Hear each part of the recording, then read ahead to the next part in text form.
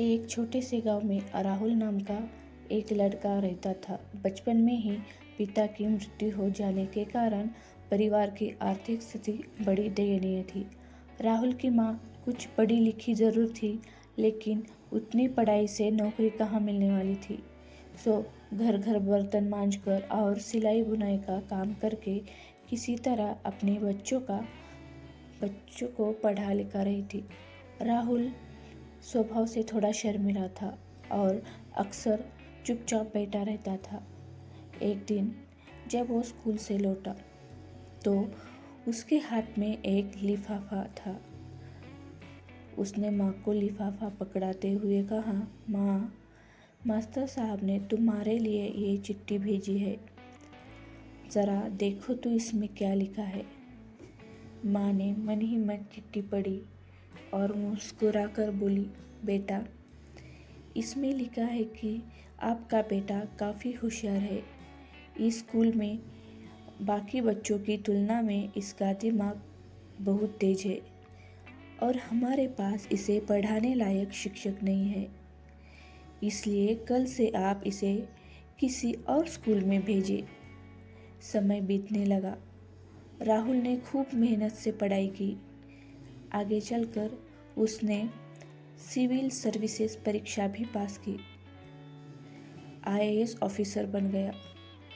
राहुल की माँ अब बूढ़ी हो चुकी थी और कई दिनों से बीमार भी चल रही थी। और एक दिन अचानक उनकी मृत्यु हो गई। राहुल के लिए ये बहुत बड़ा आघात था। वह बिलक बिलक कर रो पड़ा। उसे समझ नहीं आ रहा था कि अपनी माँ के बिना वो कैसे जिएगा। रोते रोते ही उसने माँ की पुरानी अलमारी खोली और हाथों में उनकी माला, चश्मा और अन्य वस्तुएं लेकर चुनने लगा। उस अलमारी में राहुल के पुराने खिलौने और बचपन के कपड़े तक संभाल के रखे हुए थे। राहुल एक एक सारी चीज़ें निकालने लगा और तभी उसकी नज़र एक पुरानी चिट्ठी पर पड़ी। दरअसल ये वही चिट्ठी थी जो मास्टर साहब ने उसे 18 साल पहले दी थी।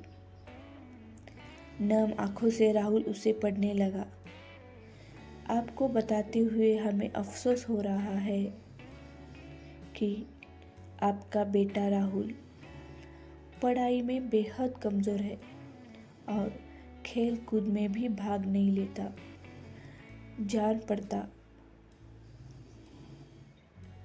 पड़ता है कि उम्र के हिसाब से राहुल की बुद्धि विकसित नहीं हो पाई। अतः हमें इसे अपने विद्यालय में पढ़ाने में असमर्थ है। आपसे निवेदन है कि राहुल का दाखिला किसी मंदबुद्धि विद्यालय में कराइए अथवा खुद घर पर रखकर इसे पढ़ाइए। राहुल जानता था कि भले अब उसकी माँ इस दुनिया में नहीं रही, पर वो जहाँ भी रहेगी उनकी ममता, उनका आशीर्वाद सदा उस पे बना रहेगा। भगवान सभी जगह नहीं होता, इसलिए उसने माँ को बनाया। माँ से बढ़कर त्याग और तपस्या की मूरत भला और कौन हो सकता है। हम पढ़ लिखे ले, बड़े होकर कुछ बन जाए, इसके लिए वो चुपचाप जाने कितनी कुर्बानियाँ देती है। अपनी ज़रूरतें मार कर, शौक पूरा कर कर, यहाँ तक संतान बुरा व्यवहार करे तो भी माँ उसका भला ही सोचती है। सचमुच माँ